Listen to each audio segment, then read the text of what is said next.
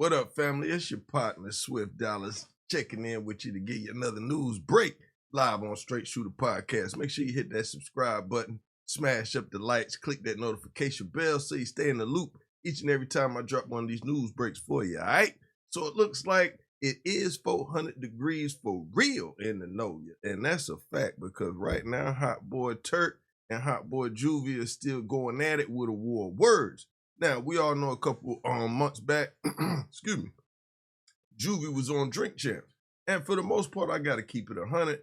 Juvie ain't been nothing but a man's man and a gentleman when speaking on things that has to do with the Hot Boys and Cash Money in-house beef that's took place in the past all the way up to now. So let's just keep it real. The original Hot Money that we know went out of style in the 99 and the 2000. That Cash Money Hot Boy era is pretty much over. It's just we living off the fanfare and the memories of the things that they brought to the game. So we got to give Cash Money a big round of applause because they, unlike a lot of other labels, survived the test of time. Like the No Limits is gone, the Death Rose is gone, but Cash Money is still thriving, but it's not the Cash Money we originally knew. Now, for the most part, all of the individual members have went on to have pretty much successful careers. BG, of course, we all know he just did like 12 years. He just getting his foot back in the game, but he providing for his family. He doing good. We all know the status Wayne is at, Birdman, Manny Fresh, Juvie. Everybody's living their life, living pretty comfortable and doing well. But it just seems like for some reason, and Turk is the only one that's kind of like, you know what I'm saying? It seems like to the public eye, he's more of the black sheep of the family. Because we all know Turk put out a solo album, Young and Thuggin'. Now, it didn't necessarily do the type of numbers that, you know what I'm saying, all the other members did. But then Turk caught a bid and did like 10 years. And ever since he been out, he ain't been in no trouble. He been, you know what I'm saying, out on the street. Really, he been doing a whole lot on the internet. He's got a real strong internet presence. So let's shout out to Turk finding the lane, be able to still speak his truth, get his message out there. And shout out to Beehive Radio because he be on Beehive Radio a lot. And they be doing interviews over there. But I just wanted to get into this because there's a whole lot that Turk discussed on the Drink Champs interview, but I just hate to see, like we already see this whole Dipset thing, you know what I'm saying, and other groups that used to be cool break up, like, you know what I'm saying, for the old heads, EPMD, Eric B. and Rakim. You hate to see something start and it just don't finish all the way. But to make a long story short, again, when Juvie was on Drink Champs, Juvie was real gentleman about it. I remember Nori asked him a question about Turk and Birdman being on the same song. Juvie said, yeah, he had the record, but he took Turk off because he doesn't want no negative energy around him. He's at a space in his life where he doesn't want negative energy around him. And I salute him for that because at the end of the day, I don't want no negative energy around me either. Who does? We all grown now, you know what I'm saying? We all got more days behind us than in front of us. So why do you want to live your life upset, angry, or just got negative vibes, non-productive people around you? Them the kind of people you got to keep them back. Tell them, get back, get back. We don't want that around. So to make a long story short, you know, after that took place, you know, now it's Turk's turn to speak his truth. So Turk recently was on Drink Champs, and he went up there to speak his truth to Noriega. So, you know, like I said, it was a whole lot of things Turk said, but I just specifically want to get to him responding to about the music between him and Juvie. Y'all check this part out right up. I try to get this man on my album, bro. I tell Juve to get on the song Still on Fire. I'm like, bro, this song is hot. I didn't market, promote it, put money behind it, the video. Man, remix gonna go crazy.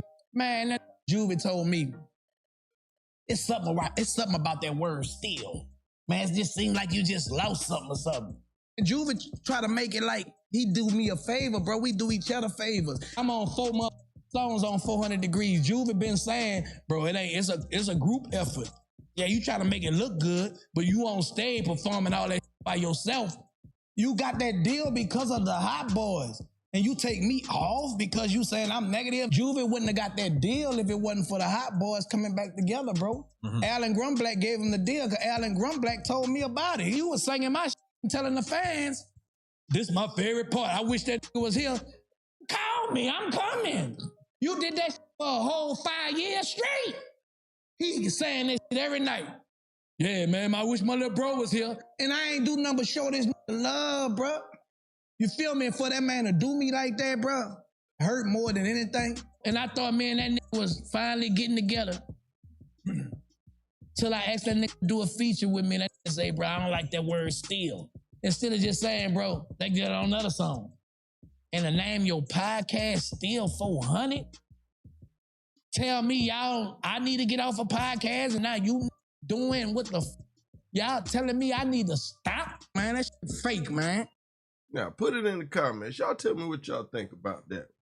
Does Turk have a right to feel like he said? Now, he said that the man wouldn't get on his song because it was called Still 400 Degrees, but then he does a podcast with Manny Fresh. Still, you know, is Turk thinking too much into this, or does he have a legitimate beef? So, you know, neither here nor there. We all know Juvie. Now, Juvie ain't one that's afraid to scrap. You know what I'm saying? Juvie ain't afraid to scrap. So Juvie, of course, clapped back. Now, Juvie let it be known. He said, you a B, that's the facts. Name one solo Turk song anybody ever liked. Good God, Juvie came out to know you with the guns blazing. I got a Juvie story too in a second, but hold on. So it said you got dropped. Hold on, wait a minute. Name one solo Turk song anybody ever liked. Your album flopped and you got dropped off the label. Tell them why you really left New Orleans. You forgot about your little Juvie Tuesday incident. Oh my God. Somebody from the NO put down in the comments what happened at Juvie Tuesday.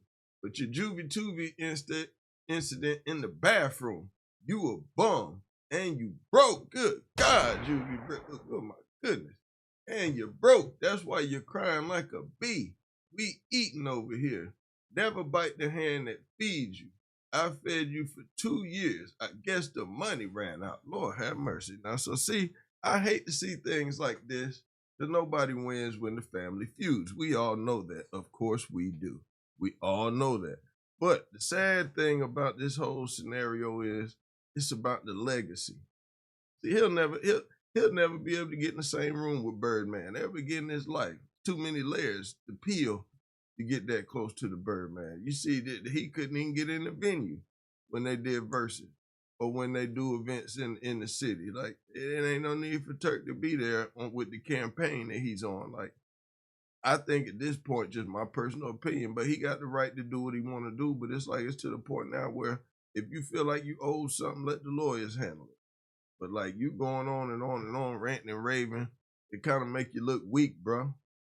Just a little word of advice. It kind of make you look weak. It make it look like you ain't got nothing going on to where you got to attach your name to them all the time. Like you said, you ain't put Birdman on your album because you didn't want them to look like you riding off their coattail. But every time you on an interview slamming them, that's exactly what it looks like. Now, I'm not saying that you lying with what you saying, but it's like at this point, bro, that Real Hot Boys history, that's almost 30 years old, man. It's time, you know what I'm saying? Update that resume. Keep smashing the gas. He got a dope internet presence going. He just need to focus on that and raise his family and kids and be cool. But like all this right here, I don't see how this gonna end well. You going against people that got a machine behind them. You don't. You know, it really ain't that hard to think about. But like I said, man, y'all tell me what y'all think. Just a quick news break over here from the good old people at Maschine Mafia TV. Y'all stay on the lookout for all them matter of fact, like I said, we got the Maschine Mafia album coming. My brother got an album dropping, Impeccable Brim.